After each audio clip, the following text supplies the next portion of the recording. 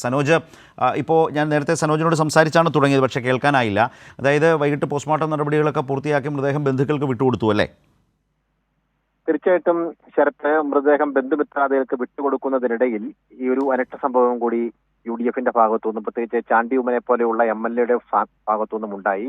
Ambulance തടയുന്ന സാഹചര്യമാണ് ഉണ്ടായത്. അത് സംഘർഷാവസ്ഥയ്ക്ക് ഇടവെച്ചു. ആംബുലൻസിന്റെ ബോഡിയിൽ അതായത് ഈ മൃതദേഹവും കൊണ്ട് ബന്ധുക്കൾ പോകാൻ ശ്രമിച്ച ആംബുലൻസ് ആണോ? അതിന് മുമ്പിലായിരുന്നോ പ്രതിഷേധം അരങ്ങേറിയത്? അതാണോ ഉദ്ദേശിച്ചത്? മൃതദേഹം കൊണ്ട് ബന്ധുക്കൾ പോവാൻ ഉള്ള ആംബുലൻസിന്റെ മുന്നിലാണ് ഈ പ്രവർത്തകർ ചാണ്ടി ഉമ്മന്റെ നേതൃത്വത്തിൽ തടയുന്ന സാഹചര്യം ഉണ്ടായത്. പിന്നീട് ഈ ആംബുലൻസ് തള്ളി പൊളിക്കാൻ വേണ്ടിയുള്ള ശ്രമങ്ങൾ നടന്നു. ഇതിനിടയിലാണ് ശ്രമകരമായ രീതിയിൽ പ്രതിഷേധക്കാരെ മാറ്റിക്കൊണ്ട് വാഹനം മുന്നോട്ട് നീങ്ങി കടന്നുപോകാൻ പോലീസ് വഴിയൊരുക്കിയത്. 2 പ്രവർത്തകരെ പോലീസ് കസ്റ്റഡിയിലെടുത്തതിന്റെ അടിസ്ഥാനത്തിൽ ഇപ്പോൾ ചാണ്ടി ഉമ്മൻ ഗാന്ധിനഗർ പോലീസ് സ്റ്റേഷനിൽ കുത്തിയിരുന്ന് പ്രതിഷേധിച്ചുകൊണ്ടിരിക്കുകയാണ്. അത്തരത്തിൽ ഈ സംഭവ വികാസം രാവിലെ ഉണ്ടായ സമയം മുതൽ തന്നെ കാളപറ്റു എന്ന് കേട്ട ഉടൻ തന്നെ കയറെടുത്തുകൊണ്ട് പോകുന്ന ഒരു സമീപനം ഉണ്ടായി എന്നത് ഏറെ സങ്കടകരമായ കാര്യമാണ്. അതിദാരുണമായ ഒരു സംഭവ വികാസം ഉണ്ടായപ്പോൾ തന്നെ എങ്ങനെയാണ് ഇതിൽ വഴി രാഷ്ട്രീയ മുതലെടുപ്പ് നടത്താൻ കഴിയുന്നത് എന്ന ഒരു ചിന്തയിലായിരുന്നു UDF എന്ന് വേണം പറയാൻ. രാവിലെ 10 മണിക്ക് ശേഷം 10:30-ക്ക് മുന്നോടിയായിട്ടാണ് ഈ അപകടം ഉണ്ടാവുന്നത്. അതുകൊണ്ട് തന്നെ ഇന്ന് മുഖ്യമന്ത്രിയുടെ മധ്യമേഖലാ അവലോകന യോഗം മെഡിക്കൽ കോളേജിന് സമീപമുള്ള തെള്ളകത്ത് നടന്നുകൊണ്ടിരിക്കുകയായിരുന്നു. ഈ സംഭവം ആദ്യം ഈ മെഡിക്കൽ കോളേജിൽ ഇത്തരത്തിലൊരു ഇൻസിഡന്റ് ഉണ്ടായി എന്ന് ആദ്യം അറിയുന്നത് നമ്മളായിരുന്നു. നമുക്ക് പിന്നാലെ മറ്റു മാധ്യമങ്ങൾ കൂടി സംഭവ സ്ഥലത്തേക്ക് വന്നു. നമ്മൾ എത്തി 10 മിനിറ്റ് കഴിയുന്നതിന് മുന്നേ സ്ഥലം MLA കൂടിയായിട്ടുള്ള മന്ത്രി VN വാസവൻ സ്ഥലത്തെത്തി സ്ഥിതിഗതികൾ വിലയിരുത്തി. മന്ത്രി വീണ ജോർജ് പിന്നാലെ എത്തി.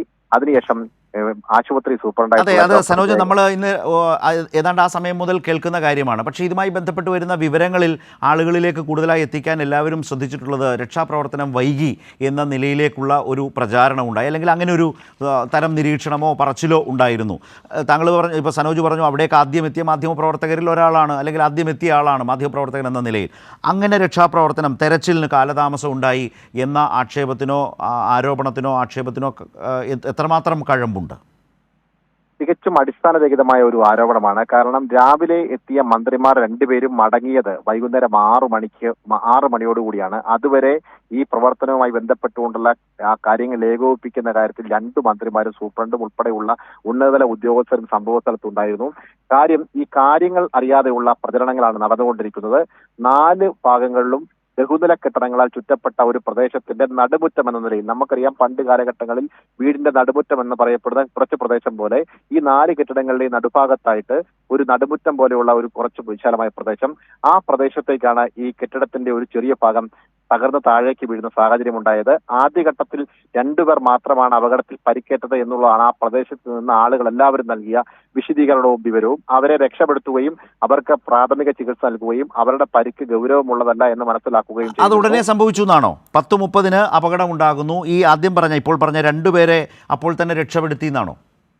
മാധ്യമങ്ങൾ എത്തുന്നതിന് മുമ്പ് തന്നെ 2 പേരെയും രക്ഷപ്പെടുത്തി. അതിനിടയിൽ ഒരാളുടെ ശരീരത്തിൽ രക്തക്കറ ഉണ്ടായിരുന്നു. അദ്ദേഹമാണ് ആദ്യ പ്രതികരണം നമ്മളോട് നൽകുന്നത്. അപ്പോൾ അദ്ദേഹത്തോട് ചോദിക്കുന്നു എന്ത് പറ്റിയതാണ്. അപ്പം പരിക്കേറ്റ ആളെ രക്ഷപ്പെടുത്തുന്നതിനിടയിൽ തന്റെ ശരീരത്തിൽ പരിക്കേറ്റ ആളുടെ ശരീരത്തെ രക്തം പറ്റിയതിന്റെ കറയാണ്, എനിക്ക് പരിക്കില്ല, ഞാൻ രക്ഷാപ്രവർത്തന നേതൃത്വം കൊടുത്ത ആളാണ് എന്നാണ് അദ്ദേഹം പ്രതികരിച്ചത്. പിന്നീട് അതിനകത്ത് കൂടുതൽ ആളുകൾ ഉൾപ്പെട്ടിട്ടുണ്ടോ എന്ന് പരിശോധിക്കണമെങ്കിൽ മനുഷ്യസാധ്യമായ ഒരു കാര്യമായിരുന്നില്ല. കാരണം ഈ കെട്ടിടത്തിന്റെ സ്വാഭാവികമായും ഇത്ര വലിയ കോൺക്രീറ്റ് പാളികൾ വീഴുന്ന സമയത്ത് മനുഷ്യന് അത് നിസ്സാരമായി എടുത്തു മാറ്റിയൊന്നും പരിശോധിക്കാൻ കഴിയില്ല. അവിടെയാണ് സനോജ ഈ പറഞ്ഞ മണ്ണുമാന്തി യന്ത്രങ്ങൾ, JCBയുടെ ആവശ്യം. JCB ഒക്കെ എപ്പോഴെത്തി, എപ്പോൾ ആ നിലയിൽ തെരച്ചിൽ ആരംഭിച്ചു? ശരത്ത്, ഒരു ഇടനാഴി പോലത്തെ ഒരു പ്രദേശമാണ് വരാന്ത പോലുള്ള ഭാഗം. അതായത് ഈ കെട്ടിട ഭാഗങ്ങൾ വീണ സ്ഥലം, അവിടേക്ക് എത്തുന്ന ഭാഗത്തെ കുറിച്ചാണോ ഈ പറയുന്നത്? വീണ ഭാഗത്തു നിന്നും കാഷ്വാലിറ്റി, അതായത് നിലവിലത്തെ അത്യാഹിത ഭാഗത്തു നിന്നും ഈ അപകടം നടന്ന സ്ഥലത്തേക്ക് എത്തിക്കുന്നതിന് വേണ്ടിയുള്ള ഒരു ഇടനാഴി, അതായത് ഒരു 5 മീറ്റർ വീതി കാണും ഈ ഭാഗത്തിന്. അതിന്റെ പല ഭാഗങ്ങളിലും ബീമുകളുണ്ട്. ഒപ്പം തന്നെ കടന്നു വരുന്ന പ്രവേശന കവാടത്തിൽ ഈ സെക്യൂരിറ്റിമാരുടെ പരിശോധന നടത്തുന്ന സ്ഥലങ്ങളൊക്കെ ഉണ്ട്. അവിടേക്കൊക്കെ ആ ഇടുങ്ങിയ ഭാഗത്തുകൂടി മണ്ണുമാന്തി യന്ത്രം ഈ സംഭവ സ്ഥലത്തേക്ക് എത്തിക്കുക എന്നുള്ളത് വലിയ വെല്ലുവിളിയായിരുന്നു. അങ്ങനെയുള്ള ഘട്ടത്തിലാണ് ഈ മണ്ണുമാന്തി യന്ത്രം എത്തിക്കുന്നതിന് മുന്നോടിയായി ഉണ്ടായിരുന്ന തടസ്സങ്ങൾ ആദ്യഘട്ടത്തിൽ യന്ത്രങ്ങൾ ഉപയോഗിച്ചുകൊണ്ട് കട്ട് ചെയ്ത് നീക്കം ചെയ്തു. പിന്നീട് മണ്ണുമാന്തി യന്ത്രം മുന്നോട്ട് നീങ്ങുന്നതിനിടയിൽ ഈ കെട്ടിടത്തിന്റെ ബീമുകൾ തടസ്സമായി വന്നു. ആ കെട്ടിടത്തിന്റെ തടസ്സമായി നിന്ന ബീമുകൾ പൊട്ടിച്ചു മാറ്റിക്കൊണ്ടാണ് ഈ മണ്ണുമാന്തി യന്ത്രങ്ങൾ അവിടേക്ക്, അതായത് അപകട സ്ഥലത്തേക്ക് എത്തിക്കാൻ വേണ്ടിയുള്ള സൗകര്യങ്ങൾ ഒരുക്കിയത്. അങ്ങനെയുള്ള ഒരു താമസം ഉണ്ടായി എന്നത് വസ്തുതാപരമാണ്.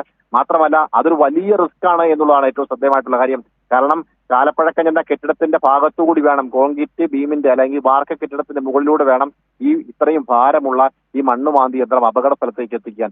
ആ വെല്ലുവിളിയും ഏറ്റെടുത്തുകൊണ്ടാണ് ഈ മണ്ണുമാന്തി യന്ത്രം അവിടേക്ക് എത്തിക്കുന്നത്. മണ്ണുമാന്തി യന്ത്രം എത്തിച്ചത് 3 മണ്ണുമാന്തി യന്ത്രങ്ങളാണ് എത്തിച്ചത്. ഒന്നല്ല 3 മണ്ണുമാന്തി യന്ത്രങ്ങൾ ഒരേ സമയത്ത് രക്ഷാപ്രവർത്തനം നേതൃത്വം നൽകി. അങ്ങനെ രക്ഷാപ്രവർത്തനം പുരോഗമിക്കുന്നതിനിടയിലാണ് ദൗർഭാഗ്യകരമായ സംഭവം ഉണ്ടാകുന്നത്. ഒരു സ്ത്രീയുടെ ശരീരഭാഗം കണ്ടെത്തുകയും അവരെ ഉടൻ തന്നെ അത്യാഹിത വിഭാഗത്തിലേക്ക് എത്തിക്കുകയും അപ്പോഴേക്കും അവരുടെ മരണം സംഭവിക്കുകയും ചെയ്തിരുന്നു.